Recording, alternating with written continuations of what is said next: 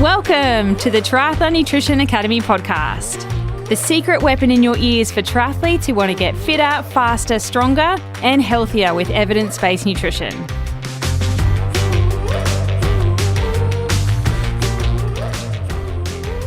Joining me today on the podcast is not one but two triathletes. We have Paul McDonald, who is one of our TNA members, and honorary TNA member, husband Paul, who is joining us today so that we can hear all about his lowdown and rundown of Ultraman Australia. So welcome, team, the A-team. Thank you. Hi.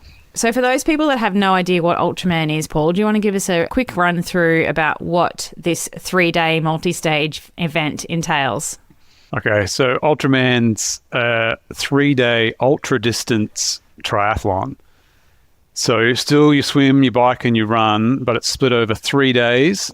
So day one is a 10-kilometre swim and a 140-kilometre bike ride. The day two is just a 281-kilometre bike ride. Just only. And then day three is just a double marathon, 84.4 kilometres to finish it out. It's not like something to be sneezed at, right? It is a big beast. And we've had Jodie Walker on the podcast before talk about her experience. I would love to get your experience because you went into this race for fun, basically, is kind of the summary of you, I think. It wasn't like any particular reason. It was like, let's go and have a great day out or 3 days out. So what on earth made you want to do this race in the first place? So I think I've known about Ultraman since its conception nearly 10 years ago now. But it's been one of those things you think, oh, nah, there's no way I could do that. Too many things to string together to make it work. So when we first moved to Brisbane in 22, we had a friend that competed in it, which ended up being two friends. So we went and watched them do that and thought, oh, this is not so crazy. This kind of looks fun, sure. And then one of those friends came back in 23 and had another go at it, and they asked if we could be part of their team, their support team for it, which we did, which then cemented them like, no, actually, this is totally possible and fun. Wow, this looks like a great event.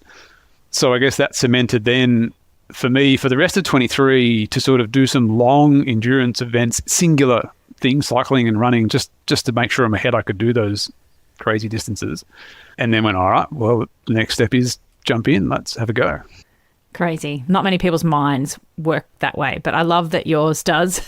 And, you went in having fun, like the goal was to have fun, but you ended up coming fifth overall, first in your age group, and you were the first service member across the line. I'm going to give you your time away. Are you happy if I run through what your time was? Go right ahead. 26 hours, 38 minutes and 49 seconds, which is a lot of exercise, right? So much exercise. It's a lot of cardio. The swim 10K you did in 3 hours and 29 minutes and 20 seconds. It was a little long, by the way. It was. Oh, was it? Was it 0.1 or was it longer? No, it was 10.6. Ooh. One of the boys went for a little float. That's not good. Not at the end of 10Ks and you're like, the finish line should be here already. Why am I still swimming? And then annoyingly, they break up your ride and run just like that. So you did ride 421 kilometres in 14 hours, 22 minutes and 22 seconds. Again, a lot of time in the saddle. How's your butt? How's your butt after that? Was it all right? It was great. I described it as my bike and I are not breaking up, but we might just have a little bit of time to decide where our relationship is going. Yeah, that's a nice strategy. I like it. Have a little bit of a breather from each other. And a lazy double marathon in 8 hours, 46 minutes and 58 seconds. Do you know what your average pace was for that actually, off the top of your head? Do you remember? It's just under 6-minute Ks. Solid. A lot of people can't run 6-minute kilometres. And you did it for 84.3 kilometres. Correct. Okay, so that just gives you a summary of the type of person Paul is, right? He was the happiest dude on course. I've never seen anyone throw so many shuckers like at the end of a double marathon, like smiling at the 80-kilometre mark, just having a great day out there. So, like, other than having fun, did you have any goals going into Ultraman that you wanted to achieve? And then did you achieve them? Yeah, so I did. So I set myself, at triathletes, we love to have a tiered system of goals just in case some don't eventuate. So I had three goals. And the first one was to have fun. Like, above all else, fun was the most important. If something was going to interrupt, all of us and the sport team having fun, then, that was a no-brainer. The next one obviously was to finish because having seen friends and other competitors in previous years who have some, completely unexpected things come up, and finishing is not always a certainty. So that was the second goal, was to make sure whatever we're doing, it doesn't stop us getting to that finish line each day. And then the last one, my ambitious goal was to do sub 10 hours every day, which thankfully I absolutely smashed. So that was great. So what were your times then for each day? Sub 10 hours. Do you remember? It was about 8.5 on the first day, and then just over 9 the second day, and the 8, just on the 8 for, or 8.5 for the marathon. So no, you blew it out of the park. Maybe they weren't sort of hairy and audacious enough. No, clearly not. So to go out there and have fun in 26-something hours of exercise, what did you need to do to prepare yourself? Like physically, you need to prepare mentally, and obviously nutritionally. What sort of things did you know you had to do to sort of get to the start line and go, I'm comfortable that I can do this and reach some of my goals? Yeah, so maybe I went about it differently to most people, but in 23, I went and did long distance events. I did a 100K ultra trail run. I did a 360K single event off-road mountain bike ride, gravel ride. Only a 5K swim because, you really like swimming. But me and maybe your wife. You yes. And Lisa, they like swimming. And then that gave me the confidence that those distances were completely achievable as individual events, which then only leaves the so what of stacking the days on top of each other. How am I going to wake up day 2 and day 3, and can I push through that? And so that, went to plan. And then so my training for Ultraman specifically probably didn't start until 6 to 8 months out. And then that was just about specific race fitness and pace and time on the TT bike, because I hadn't ridden the TT bike specifically for that many hours. Whereas most people probably train 18 months in advance specifically for the event. But I think that the alternate option that I took was good because you could train in those ultra endurance events the mental side of running, riding for those long hours, and the nutrition as well. Both those events were over 16 hours. So, I had to get the nutrition right in those, which then, applies quite well to a 12-hour event each day. And you're generally fit, like on a day-to-day basis, right? Compared to a lot of triathletes, you have a very active kind of job. You got to stay fit for work. So your baseline going into something like this is probably way higher than somebody that decides that they want to go from Ironman to Ultraman, I would say. Yeah, that's correct. And my preference is endurance events. The notion of going out for a 4 or 5 hour bike ride on a weekend is exciting and interesting to me. So that's almost normal. You do that for a hot date, right? 5 hour ride, coffee afterwards, done. Yep.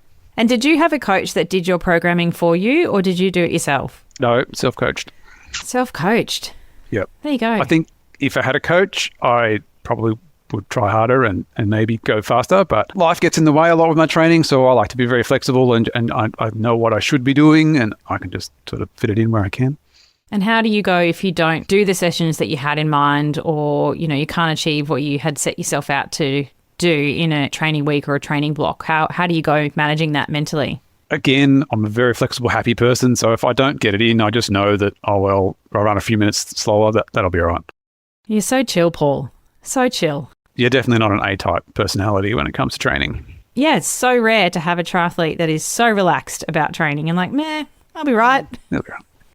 Okay, so Ultraman nutrition is not what we cover specifically in the Triathlon Nutrition Academy. We talk about setting up sprint race nutrition, Olympic distance, 70.3 full distance, and we have a plan for each of those set races, plus I guess all the components that go into endurance racing, like carbohydrate loading, using some ergogenic aids to enhance our performance, your pre-race meals, like what you're doing on the bike, what you're doing on the run, all those different pieces of the puzzle.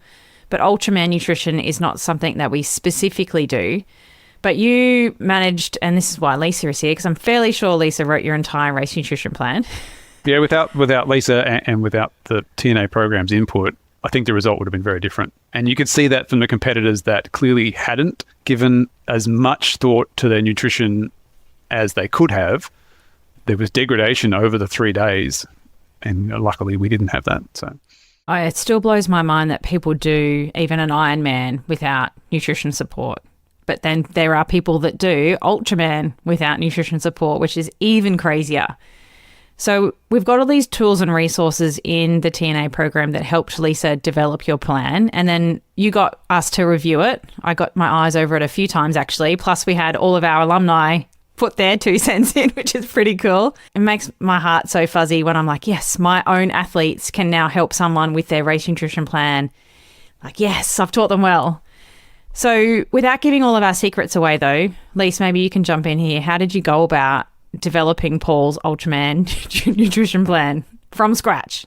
Oh, gosh. Well, I guess we just took everything that you had taught me. And I don't think he really said it, but Paul has been doing endurance events for a very, very long time. Like when we talked about it before, he started this sort of stuff at 20, and we've been doing triathlon for a while. So we've worked out what suits us nutritionally and what we can handle and what we can't. And then so it was just a case of thinking about what you have said. And classically, we were underfueling like pretty much I think everybody does. And so it was a way of, all right, what can we do to boost this up? And my biggest worry was, a bit like what Paul was saying, well, I know we can get through one day, but how do we get through 3 days? Or how do we get to the point where day 2 and day 3, Paul wakes up and he's good to go? Yeah. And so what sort of things did you then have to tweak with that plan? Because you did it without me. And then I was like, hang on a minute, we need to do a few alterations here. What did you need to do to make sure Paul woke up and was still the happy-go-lucky Paul that he is right now? Well, I was still underfueling. You wanted us to push a lot higher with our targets, which, in the end we tried to. And actually it was quite funny when I think it was day 2. Yeah, it was day 2 on the bike. We noticed Paul felt a real lull in his race, and that was directly linked to when he kind of got sick of eating or sick of having his nutrition drop, basically. And it dropped from the targets you were trying to push us to what we had originally planned. And then when he was able to pick it back up and he ate some more, his mood picked up and he was a lot better. But aside from our carb targets, the other thing that I was unsure of, I guess, or not sure how to go about, was that time in between. How much protein should Paul have in between? And what exactly do we need to get him to eat to get through the evening and to be ready for the next day? And that was the one thing I was unsure of, that you obviously helped us out with, thankfully. Yeah, it's a beast to not have a plan to recover to then do the next day. The people that have no plan for that and then just kind of eat to how they feel or what they feel like, or they go and have a nap instead, like that is setting yourself up to fail if you don't have that like really structured, regimented plan, because you're not going to feel like eating. And just like Paul experienced on day 2, it's just like, I'm done now. Yeah, after day 1 and after day 2, where I would have stopped eating would have been about a quarter of what I needed to eat. But knowing that was way too low, and on day 2 we had to change what I was eating because I just said, I can't eat that. Can't put any more in. I'm full to here. So we had to change to something else. And having those numbers and knowing what the targets was allowed us to change on the spot and go, okay, well, let's switch to this. And it was great. Yeah, it's really valuable, isn't it? And it's not that a lot of athletes don't have that ability and information and education to go, okay, this isn't working, but I still know how I can reach my goals. And so I'm going to change tact by doing that. I think that's a really valuable skill that a lot of people don't have. That was exactly what we had to do going forward, because what we had set out for him to eat, he was never going to be able to just physically eat it. So we had to change to something else to be able to get that much in. It's funny that you feel like going in, you're like, yes. Like one of our athletes wanted to do, I probably shouldn't say this live because people are going to do it, but I'm going to say it anyway. One of our athletes, Jake, wanted to eat a cheeseburger in the middle of his marathon at the end of an Ironman at Cairns. And he's like, yes, this is going to be amazing. Exactly what I feel like. Like it's salty. It's like savory. And then on the day, he's like, there is no way I can do that.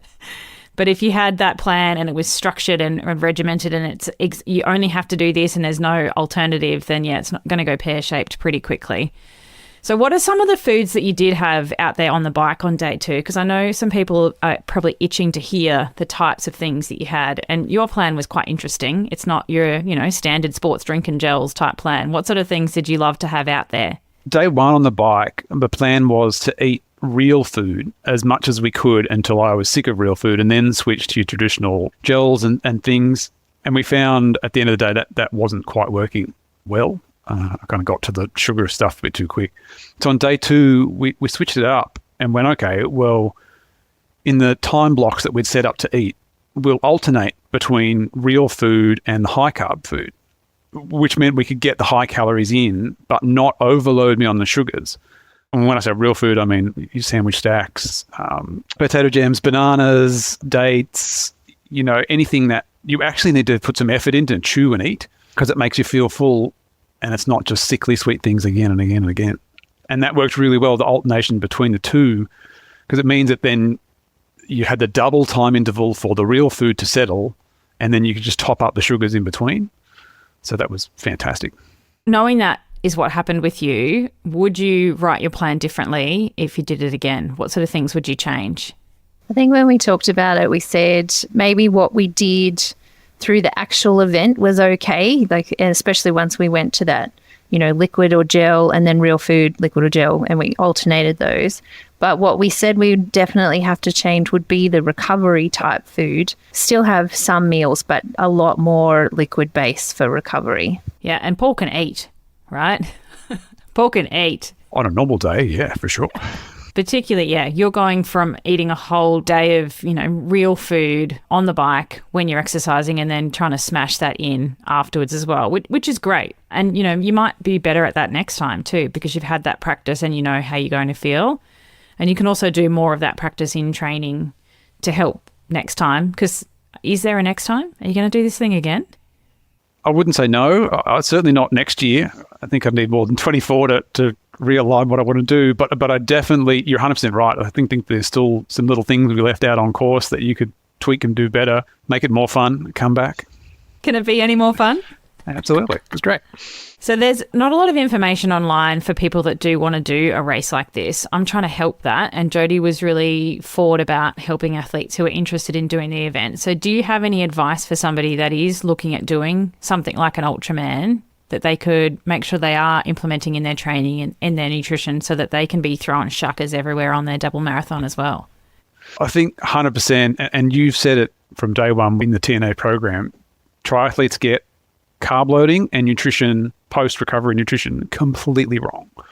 And you could see the competitors in the field that weren't, may or may not have had their carb loading correct, and certainly weren't doing recovery nutrition as aggressively as you suggest. You could see it day to day that they were just going downhill and downhill. We're all very good at counting calories and carbs on the bike, but afterwards is when it really counts. That ability to be standing on day 2 and day 3, really ready to high five whatever comes, that's, I think, is the key. Okay, super aggressive recovery then. Yes, yeah. From the minute of recovery as well. Well, Lisa was straight there on the finish line with the recovery meal, shoving it in my face, going, eat this, take this, eat this whilst you're getting a massage. Whereas I think other people would have been an hour or 2 hours before they even looked at food, which immediately put them back. You've only got 12 hours to be back on that start line, fueled and ready. So, yeah, and sometimes even less for some people, depending on how long their days are. So it's, very rapid turnaround. I always ask for photographic evidence that there's some recovery happening at the finish line, which thankfully all that happened, which is good. So what's a summary of what you would do differently then? You would change up how you would fuel on the day a little bit, and then majorly what you would do outside. Is there anything you would do differently with training or your nutrition training going in? Nutrition training going in, I probably didn't train the volume enough on the bike. You can't go and ride 8 to 12 hours every day or every weekend to get that experience. So you tend to plan your nutrition for a 4 or 5 hour ride, which is lower. So I probably should have respected that and done over nutrition training, gone for a 3 hour ride, but eat the nutrition required to eat for a 6 hour ride. That's exactly the same as what I did with the distances. You ride over the distance so you're comfortable with the lower distance. I think if you applied a similar aspect with nutrition, I can handle more, so less is okay. Or I could only handle enough, and it got me through the race. But yeah, if I had any problems along the way, if I had some stomach upsets, I would have been in the hurt locker real quick.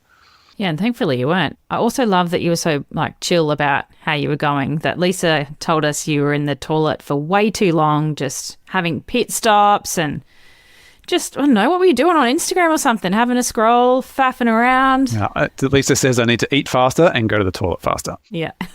Maybe wear a 2-piece suit so that you can go to the toilet faster? No, nothing. He's like, whatever. That's how long it takes, Sarah.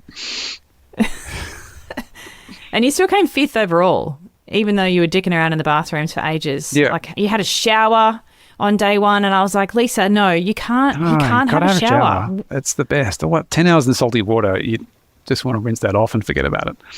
Hose, keep going. To be fair, that turned out quite well because we didn't know he was coming out of the water when he came out. So I handed him his clothes, he went and had a shower, and I went and set up his transition. Okay. Would you want to go back and try and win the thing, or would you want to go back and just, see if you could better your time?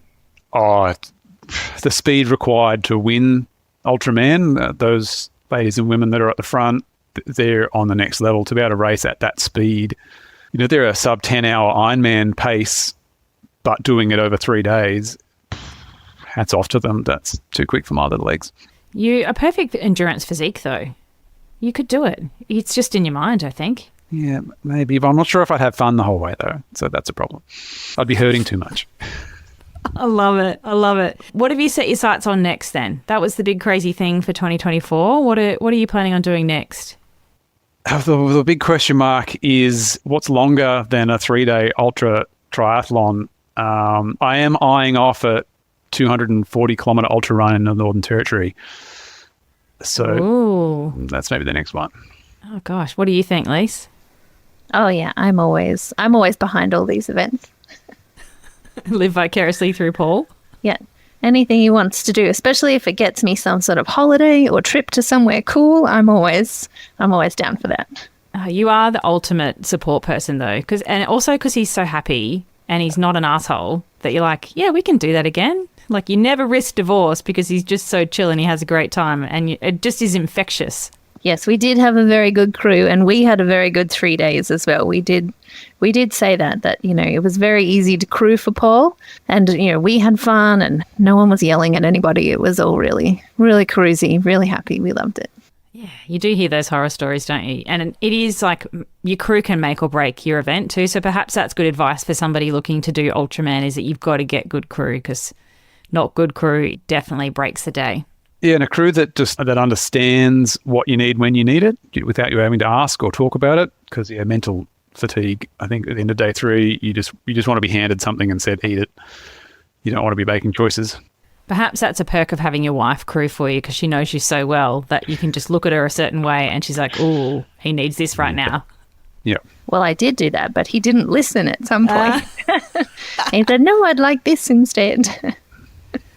Maybe it goes both ways. Yeah. We had the best crew. And I think for anyone that wants to do this event, having a really good crew, and for us, that person that Paul said, she's one of my friends, and now both her and her husband are our good friends.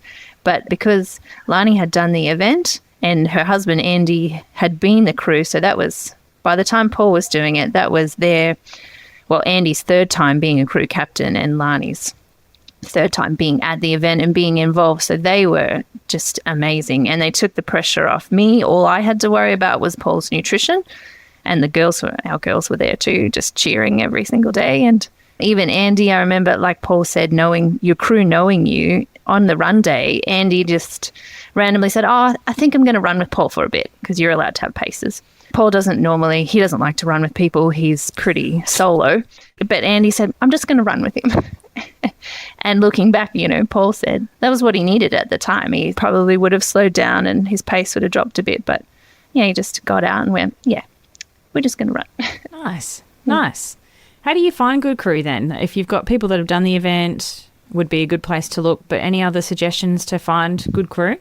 If they're willing to, stump up the expense to travel with you to these events, the crew you train with all the time makes the better crew, because they gel with you, they get you. That would be my first place to look. And then if not, then certainly look out for people that have participated or crewed in the event before, to know those little nuances of things that take the pressure off. Yeah, it's all those details that you can't, find on the internet. And even talking with people, you just can't get that detail sometimes. So it's good to have that experience. And like now you've got amazing experience that you can share with others too. Because Ultraman is not something you do every year, is it? Do you know anybody that is doing it annually? I do have another fellow in my workplace who has done it 8 times. So we did several back-to-back. He's a font of knowledge for Ultraman. But yeah, the average Joe, no, not back-to-back. When have you set your sights for Ultraman again? When the planets align again, being local to it this year was great. So the travel and things. So just when it lines up and it looks like a fun thing to do, we'll be straight back in there.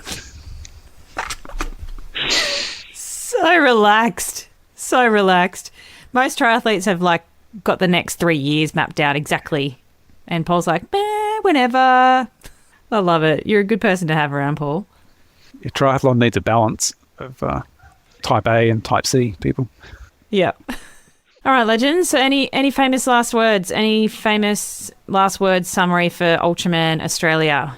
Give it a big thumbs up. Oh, absolutely. Hugest thumb up. Even if you just throw your hand up to come and crew for someone one day, it's probably over 50% of the experience you'll have as crew. And it's completely achievable by anyone who can complete an Ironman. If they put their mind to it, can readily achieve that Ultraman goal. It's not so far in the distance that it's unachievable. You just got to plan for it and do the right things and you'll get there. And it's amazing.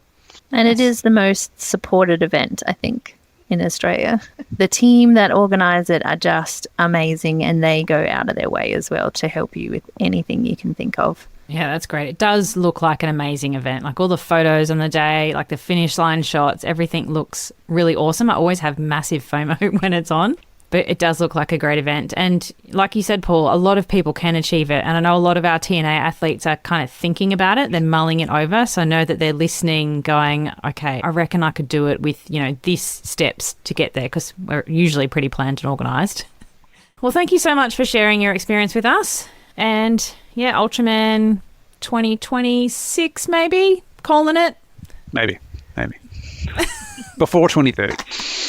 I'll be too grey then. Nah, your diesel engine just keeps building as you get older, and you've got a pretty good one, plus you're perfect endurance physique. Thank you, team. Thank you, McDonald team. Thank you. All right, thanks.